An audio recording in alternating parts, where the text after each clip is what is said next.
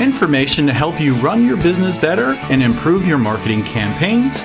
My name is Hank Hoffmeier, and thank you for joining me on Hank's Marketing and Business Tips. Hello, everybody. Welcome to Hank's Marketing and Business Tips. It's been a while since I've had a guest on. Today I have with me Kirk Deis. He's been out and about, reaching out, trying to spread information he has about two businesses he owns. And he reached out to me and said, hey, I think I can provide some valuable information to your listeners. And after talking to him, I decided to bring him on because I think he has some valuable information that he can share. He is a small business owner or a repetitive small business owner. And he's been featured on Forbes. He's been on other podcasts and also on radio shows throughout the United States. He's the CEO and founder of two companies. First one is Treehouse 51, which is a digital agency in Newport Beach, California, which I'm jealous of because that's a great place to live. And also the Bug Squasher, which is a universal web app that helps you diagnose website issues.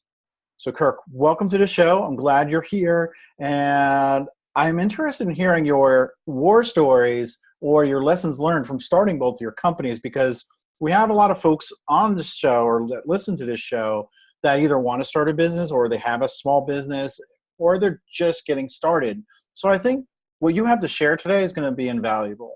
So again, welcome. Well, thanks for having me, and don't be too jealous about Newport Beach. We're going through this heat wave right now, and everybody doesn't know how to react. ACs are breaking left and right. Hey, I'm in France right now. They don't really believe in AC, and it's been in the 90s. And okay, you win. But I'm dealing with it because I'm in France. I can enjoy the food, and the nights are a lot cooler, which is awesome. Whereas I don't know about you, are they cooler there? Nights are cooler, yeah. Okay. Yeah. So I guess it gives you like this. We're in the same situation. Yeah. It gives you this false sense of security. Like on Facebook, everybody's like, "It's so hot. Then night, it's better," and then the morning comes and the pain comes. Right. Well, one thing about France is they don't believe in screens. You can have your windows open at night, but you don't have screens. Then the bugs get in, and then they're buzzing by your ears, the mosquitoes, and they're biting you, and you can't get a good night's sleep. We decided to close the windows last night. It was a little bit warmer, but it was better because there was no mosquitoes. Wow. Okay, I think my situation is probably better. I'm sorry. Well, enough about what we do, where we live. What I want to learn about is what you went through starting two businesses and what you found to be challenging, and maybe some nuggets of succession that you had. Sure.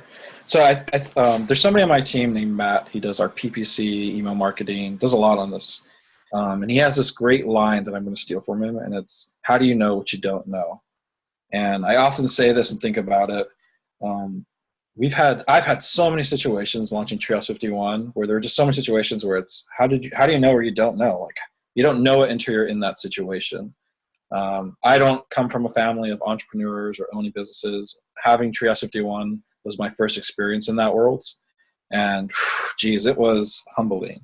My background, I came from a screenwriting background, did some ghostwriting for motivational speakers, online websites, worked at a couple agencies and got 9-to-5 jobs.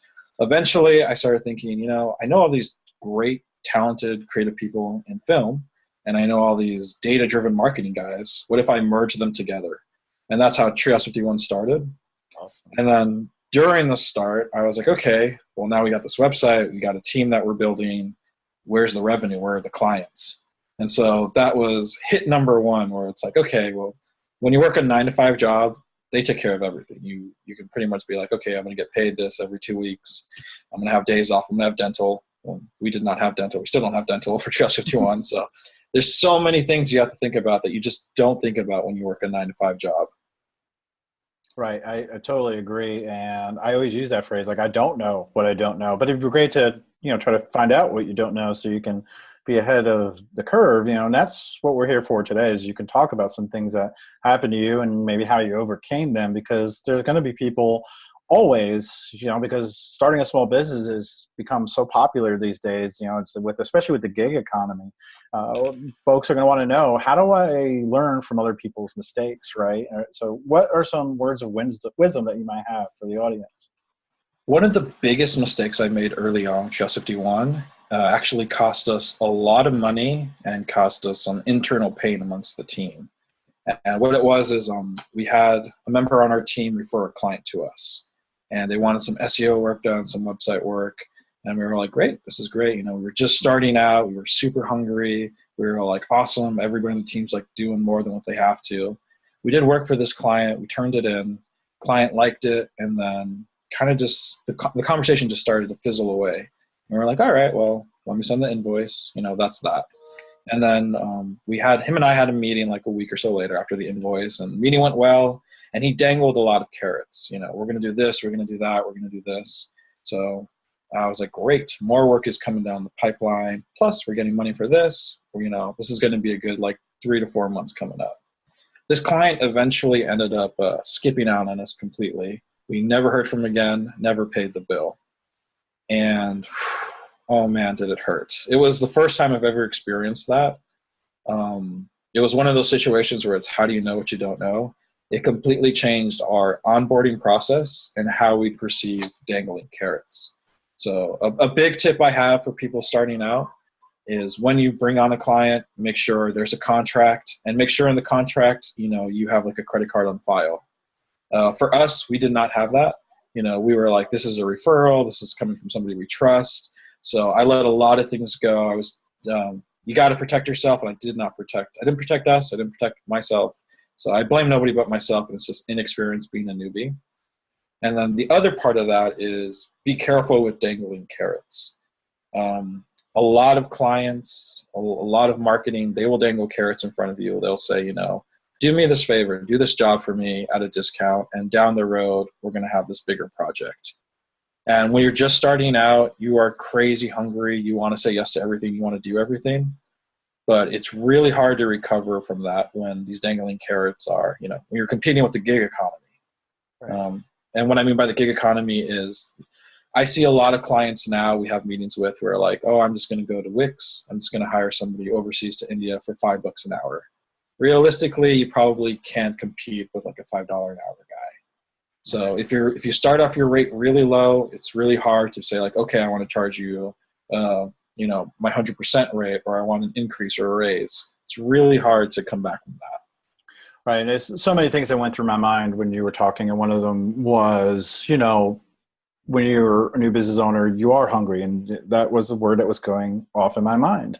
And you want to take any type of business you get because you want to start growing, right? And you have bills to pay, right? Maybe it's an office space, or maybe it's even just your rent and getting food on the table. Therefore, a lot of small business owners will say, I'm going to charge less, or I don't care about a contract, or, you know, I'll take payment in kind later, or something like that. I think it's hard to convince people to say, you know, only go after the quality. I owned a landscaping business for 12 years, and there was times where I'd pick up a lawn and I would do it, but it wasn't the best lawn.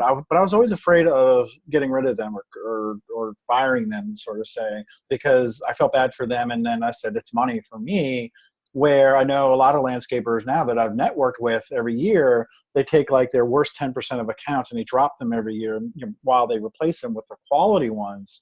And then also on another note, you know, when you compete on just price, if you're just going to give somebody a 20, 30, 50% discount because you're just getting started, just think it's a race to the bottom, you know, because they may even said, oh, great, thanks for the 30% discount. But this guy says he's still going to charge less than you. Can you match that? Like, it's race to the bottom. Don't do that.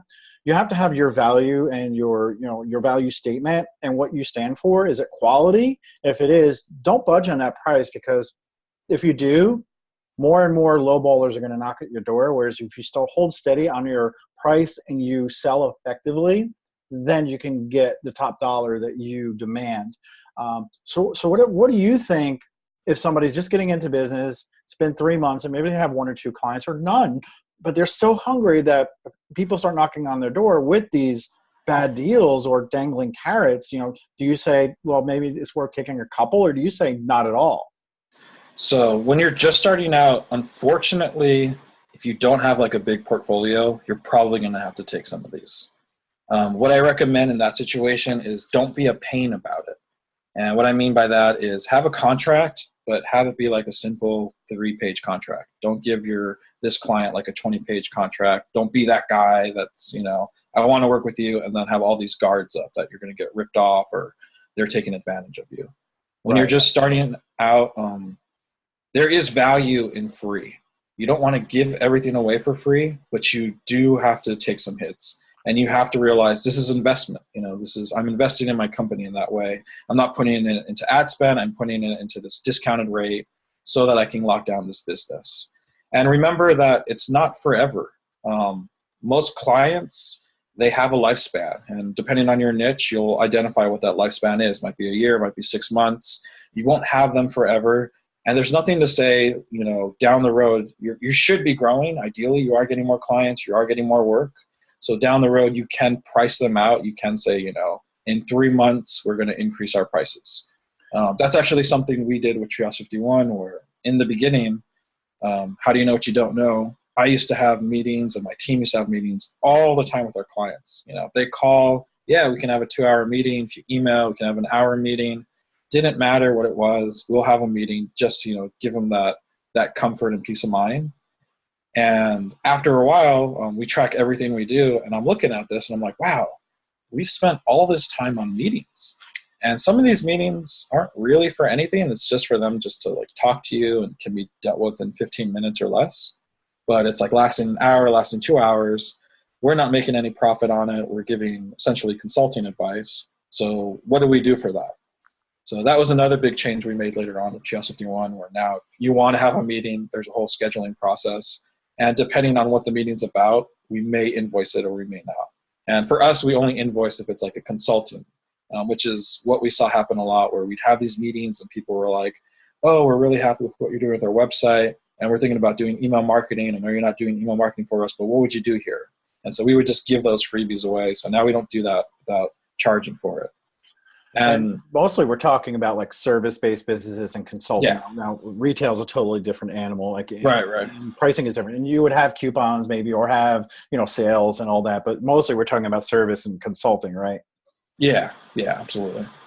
And one thing I always thought of is give people ways to work with you in multiple facets. And you kind of mentioned that and alluded to that. Have different plan packages or offerings, or like you said, a free call or a free introductory call or consultation. Then you have a low package and a high package. I don't know if you ever saw a graphic going around on LinkedIn. I saw it probably was everywhere. But it was a graphic designer said, here's my $20 version, here's my $50 version, here's my $150 version.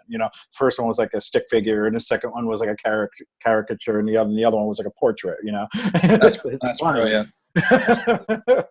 You get what you pay for, and don't let people say, oh, this is great. Say it's a blog article and I hired you to do a blog article, and I come back and I don't like it. I only like the first sentence. I want you to redo the rest. Right. And if there was a discovery call and you really knew what I wanted and you took tedious notes and you think you delivered on whatever's there, just say, well, that sounds like a rework and the cost for that is X. You'd be surprised to say they'll either take that or they'll just be unhappy and move on. But you need to hold you to your grounds, because time is money.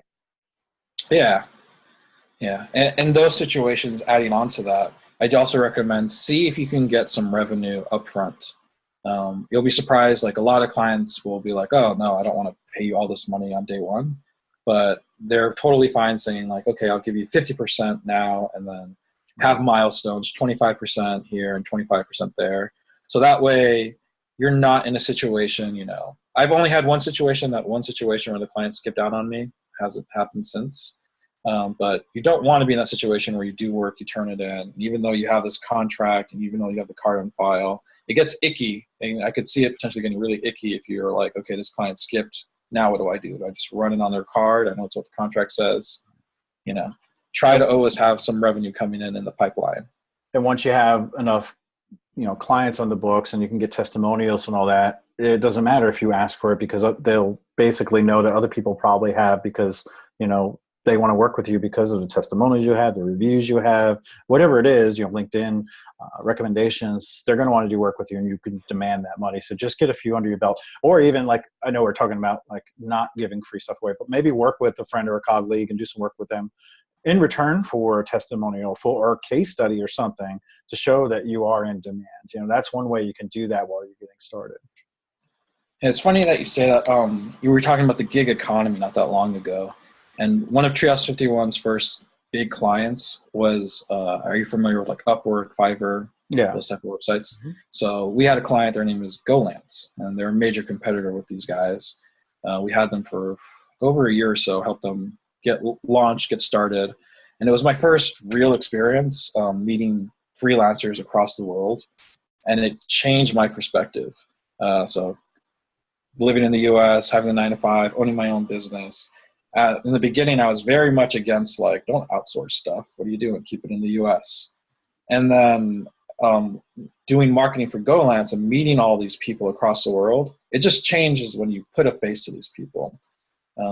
You meet their family, their friends, you Facebook them, you see all the stuff they're doing. They become people. Right. And one of the biggest things that they do that I notice that most small businesses don't do is they take the time to build a portfolio. They take the time to say like, hey, I don't have a client, but here's a website I made. Here's a blog I made. Here's a video I made. Here are my samples. And that's a really big selling point when you're starting out. Because when you're starting out, a lot of people are going to say, not interested, I don't know you. They're looking for reasons to say no. And your job is to take away those reasons. So how do you do it? You have that portfolio, you get those testimonials, you prove to them that you're a safe bet. Mm-hmm. With social media being so popular, images, video, or even just text, have all of that information, pictures or written information, if you do content, and post that in certain places to be your online portfolio as well, not just on your website or available as a PDF to give to someone, share it. This way people find it and then want to do business with you. That's probably more of a marketing play in a way, but I think it's important that you said that you should have a portfolio of things you've done, because somebody might ask for that. They might say, hey, I want to work with you, but do you have any examples of what you've done before? I want to get an idea of how well we might work together. I read a great book recently by Matthew Pollard. It's called The Introvert's Edge. It talks about how introverts are probably better at selling than extroverts. But it talks about in China, number one, when you meet with someone in China and you hand them your business card, you don't just look at it, put it in your pocket, go home, have like 10 business cards in your pocket at a networking event, and then forget who you spoke to. They look at it, they cherish it, turn it over, look at the back and kind of bow, and then put it into their little card case and then continue the conversation. They want to remember who you are. And mostly it's because in China, contracts are a lot longer. They're 25, 50, 100 years as opposed to 1, 2, or 5 here. They really want to get to know you better. And it's a relationship more than it is a transaction. So if you deal with your clients as a relationship and you want to build a relationship with them, you'll be more successful because number one, they'll be a long-term client, hopefully if you're that type of business. And then number two, they're going to refer other people to you. Exactly. And another example of how do you know what you don't know, coming from the 9-to-5 life, you see your team, you see your employer, you see everybody on the daily, Monday through Friday. When you own your own business, in most cases, you don't see them Monday through Friday. You talk to them on the phone or through an email. So how do you establish that you're a person, that there's somebody else on the other end of that phone call? One of the tactics that we've been doing and that I recommend as a little tip is use videos. You can send your clients videos and communicate with them that way. You want to make sure that your communication is regular. And in some cases, some clients, you need to communicate more than if you had a 9-to-5 office. That's right. I agree. I use a service called Banjara. When somebody signs up for my newsletter, I get an alert and I open the Banjara app and I record a personalized thank you for signing up for my newsletter, and it sends it off to them. Starting that relationship off, personalized with their name. They see my face. They know who I am. And that starts it off right. And I like your idea of, even other times, or even having a Zoom conference call with a client with, video rather than just a telephone call or just shooting an email. It shows so much more, I don't know what word to use here. It just shows some more, personality, and you can read the body language more on video than you can on the phone. That's why it's important. I always encourage having a video call rather than a telephone call.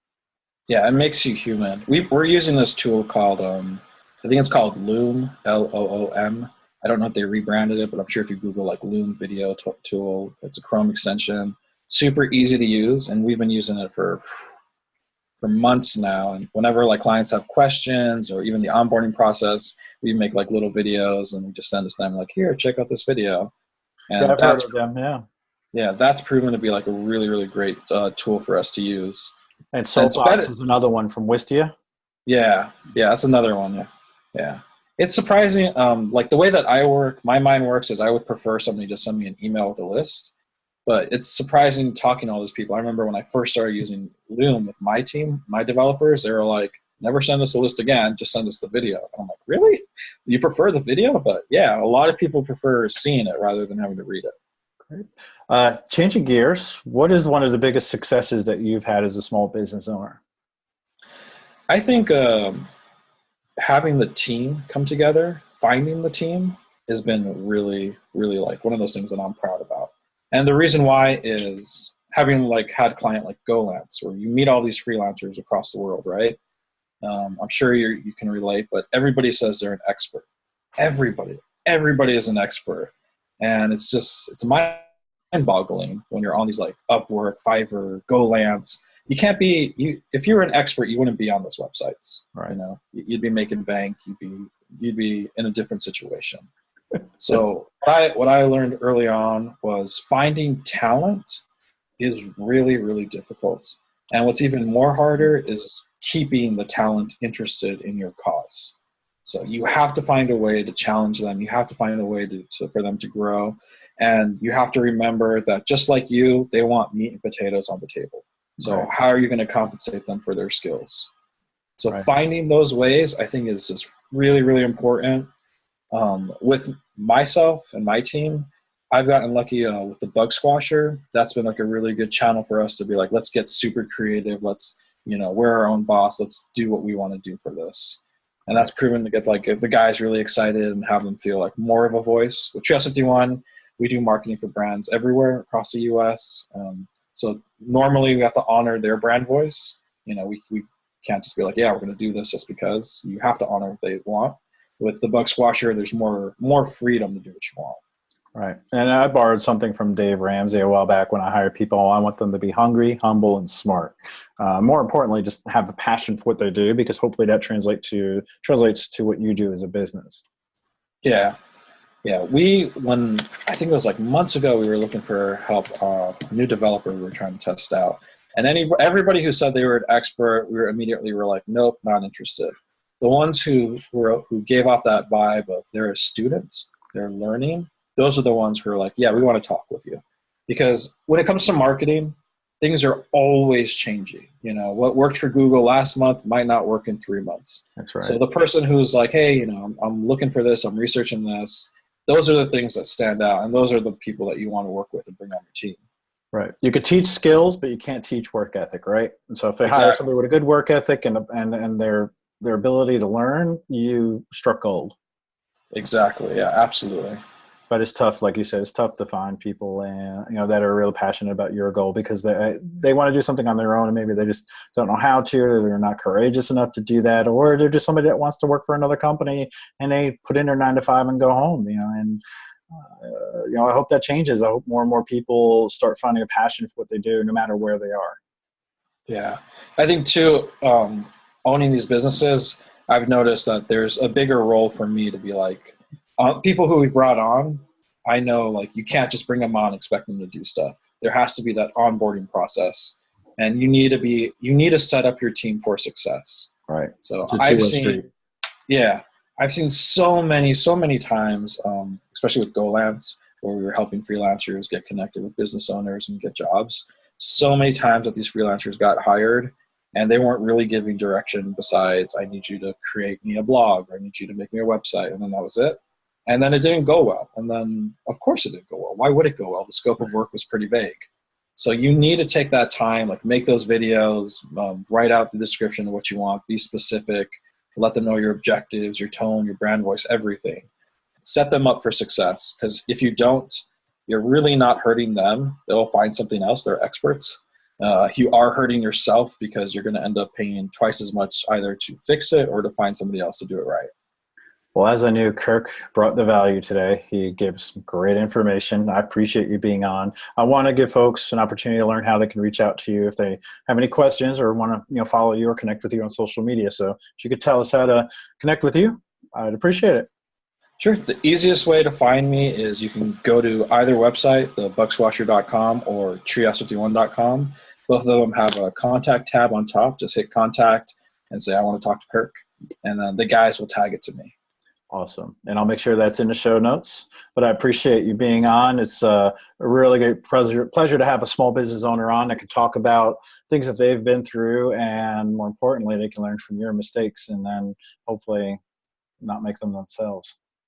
There you go. Thanks for having me on. I appreciate it. No problem. Don't forget to check out previous episodes. This will be on YouTube, iTunes, Google Play, Stitcher, many other channels as well. And also, again, I want to reiterate that iContact has started a podcast. Go to iContact.com/podcast, where John Hayes and I talk about email marketing from across the pond. I'm in the US. He's in the UK.